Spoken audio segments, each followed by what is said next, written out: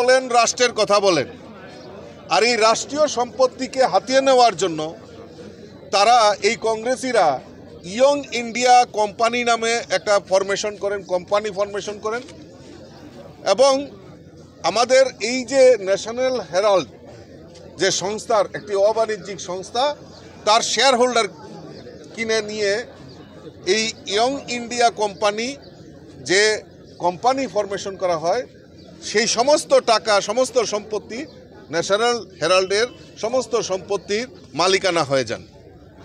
এর মধ্যে এই ইয়ং ইন্ডিয়ার 76% শেয়ার সোনিয়া গান্ধী আর রাহুল গান্ধী, আর 24% শেয়ার মতিলাল ভুরা এবং অস্কার ফার্নান্ডেজ।